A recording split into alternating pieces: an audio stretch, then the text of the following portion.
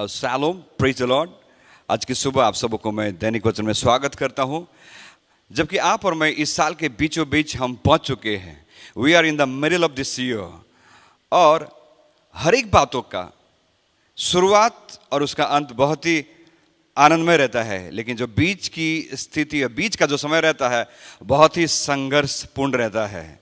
एक माँ जब उसे पता चलता है कि वो गर्भवती है, वो समय उनके लिए आनंद का समय रहता है, और जब वो बच्चे को जन्म देती है वो समय उसके लिए आनंद का समय रहता है। लेकिन बीच का जो 9 महीना का जो समय रहता है, वो बीच का समय उनके लिए संघर्ष भरा रहता है। कई बार हमारे जीवन में भी कई सारी बातें शुरुआत में तो हमारे लिए आनंद रहती है और अंत भी वो आनंद रहता है, लेकिन बीच का जो समय रहता है वो संघर्षपूर्ण रहता है।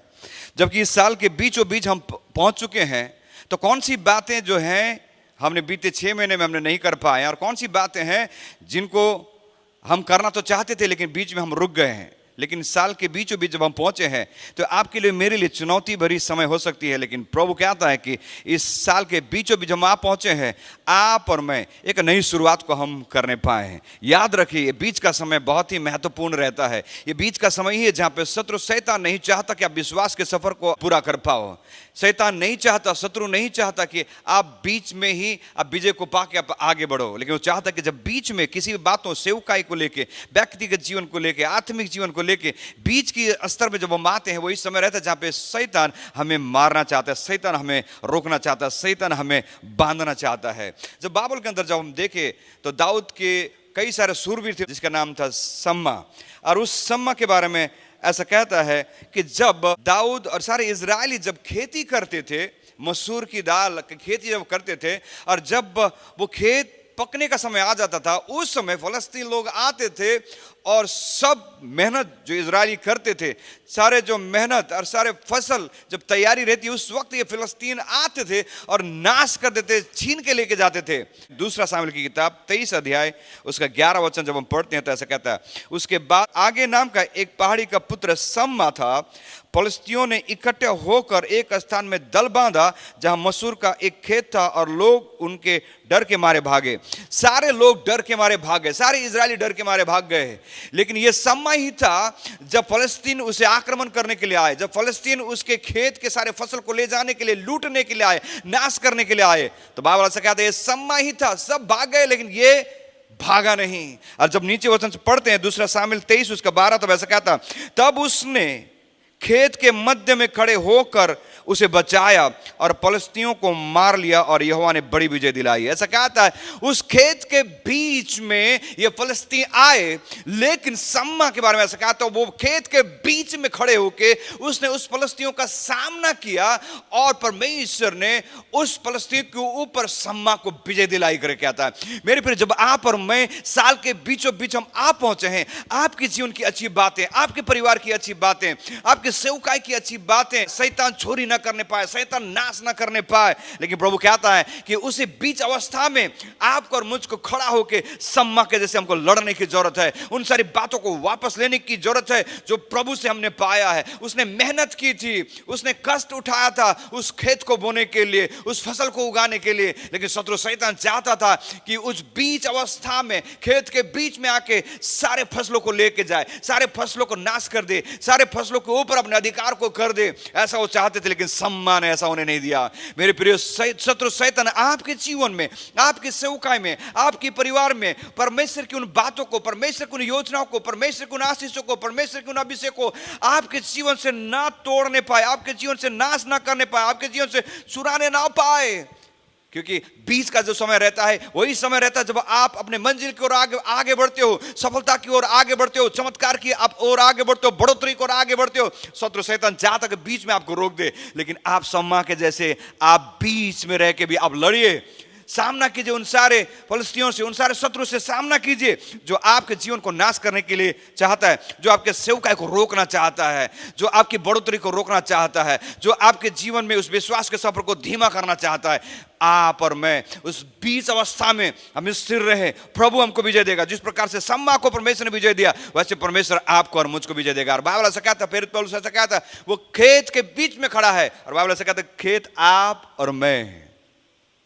खेत सेवकाई है। जब पहला कुरिन्थी की किताब जब हम पढ़ते हैं उसका 3 उसका 9 जब हम पढ़ते हैं तो ऐसा कहता है, प्रेरित पौलुस ऐसा कहता है कलीसिया से, क्योंकि हम परमेश्वर के सहकर्मी हैं और तुम परमेश्वर की खेती और परमेश्वर की रचना हो। प्रभु कहता है तुम परमेश्वर की खेती और तुम परमेश्वर की रचना हो। मेरे प्रियो, सम्मा उस खेत के बीच खड़ा था और ऐसा कहा था कि वो खेती आप हो, वो खेती आपकी सेवकाई है, वो खेती आपकी कलीसिया है, वो खेती आपके लोग हैं जो परमेश्वर ने आपके जीवन में दिए हैं। प्रभु कहता है उन खेती को आपको संभालने की जरूरत है। उस बीच की परिस्थिति में आपको खड़ा रहना है और आपको सम्मा के जैसे लड़ना है, आपकी सेवकाई के लिए, आपके परिवारों के लिए, आपके आत्मा के लिए, आपके लोगों के लिए जो प्रभु ने आपके हाथों में दिया, आपके हाथों में जिम्मेदारी दी है। प्रभु कहता है आपको और मुझको उनको सुरक्षा प्रदान करना है, आपको और मुझको परिस्थिति से लड़ना है, आपको और मुझको चुनौती से लड़ना है, आपको और मुझको शैतान से लड़ना है, ताकि आप और मैं सम्मा के जैसे बीच अवस्था में, बीच खेती में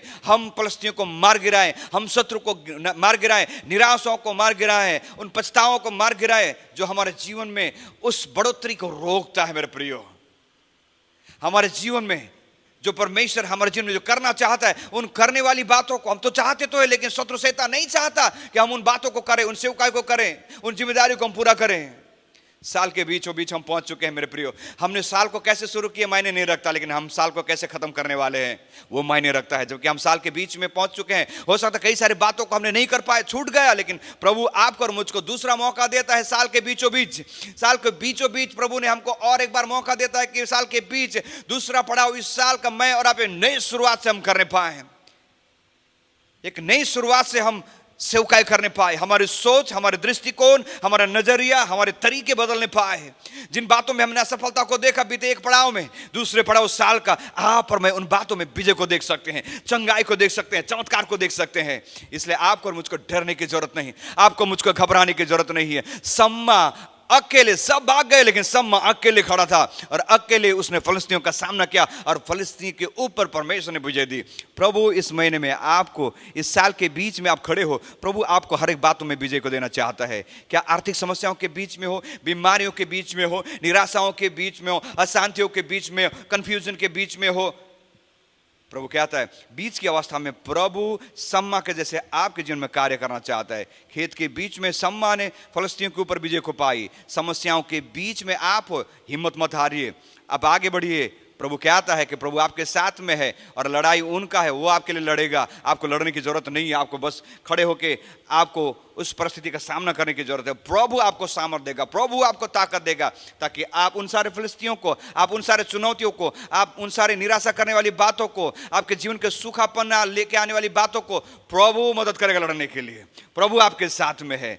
होने दे इस साल का दूसरा पड़ाव, प्रभु आपके जीवन में हर एक बातों को नई रीति से, नए सामर्थ्य और नए दृष्टिकोण से प्रभु आपके जीवन में शुरू करने पाए।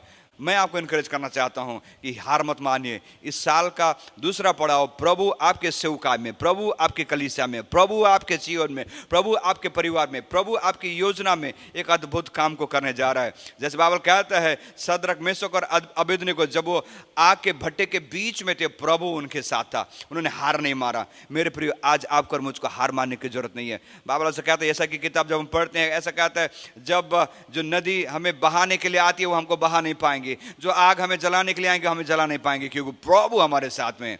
आज की सुबह मैं आपको उत्साह करना चाहता हूं, जबकि साल के बीचों बीच हम हैं, हिम्मत को ना हारे। परमेश्वर ने जो सामर्थ दिया है उस सामर्थ के साथ हम आगे बढ़े। परमेश्वर ने जो दर्शन दिया उस दर्शन के साथ हम आगे बढ़े। परमेश्वर ने जो बुलाहट को दिया है उस बुलाहट के साथ हम आगे बढ़े। हो सकता है बीते 6 महीने हमने हर एक नकारात्मक बातों को देखा और सुना और अनुभव किया, लेकिन आने वाला जो 6 महीना जी है, दूसरा पड़ाव इस साल का, प्रभु आपके जीवन में, आपके सेवका में बड़ा काम को करना चाहता है। विश्वास कीजिए, अब विश्वास के साथ आगे बढ़िए, हिम्मत मत हारिए। जिन बातों को आपने देखा, जिन बातों को आपने सुना, जो बातें आपको निराश करती है, लेकिन तैयार हो जाइए। प्रभु आपके जीवन में चीज़ों को नई रीति से शुरू करना चाहता है और इस साल को बड़े गवाही के साथ प्रभु आपके जीवन में, आपके सेवका में ख़त्म करना चाहता है। तो इस साल के बीच में हम ना घबराएं, परमेश्वर ने आपके लिए बड़ी आशीषों को रखा है। साल के बीच में परमेश्वर ने, जब आप हिम्मत को नहीं हारते हो, जब आप आगे बढ़ते हो, परमेश्वर ने आपके लिए बड़े चमत्कार को, बड़े आशीषों को, बड़े बरकतों को, बड़ी बढ़ोतरी को प्रभु ने आपके लिए रखा है। तो प्रभु आपके जीवन में करना चाहते, हिम्मत को ना हारे। आइए हम मिलकर हम प्रार्थना करें। प्रभु, हम आपके चरणों में यीशु के नाम से माते हैं। प्रभु, हम चाहते हैं प्रभु जिस प्रकार से प्रभु सम्मा खेत के बीच में प्रभु खड़ा होकर शत्रु का सामना करता है। प्रभु आपने उनके ऊपर विजय को दी। प्रभु हम प्रार्थना करते परमेश्वर, साल के बीचों बीच हम आप पहुंचे हैं, जो बातें, जो चीजें, जो शक्तियां प्रभु हमें आगे बढ़ने से रोकती है, प्रभु सम्मा का जैसे हम बीच में खड़े होकर उसका सामना करना चाहते हैं और उन बातों के ऊपर प्रभु आपने विजय को देगा, हम विश्वास करते परमेश्वर। प्रभु हम धन्यवाद देते प्रभु हमसे बात करने के लिए, प्रभु हमें उत्साहित करने के लिए। प्रभु हम प्रार्थना करते प्रभु इस साल का दूसरा पड़ाव हर एक पासवान के लिए, हर एक भाई के लिए, बहन के लिए, कलीसिया के लिए प्रभु सच में गवाही का और प्रभु आशीषमय साल होने पाए परमेश्वर। प्रभु हम धन्यवाद देते प्रभु हमारी प्रार्थना को सुनने के लिए। यीशु के नाम से हम प्रार्थना मांगते हैं, आमेन आमेन आमेन। प्रभु आपको आशीष दे, सबको जय मसीह की।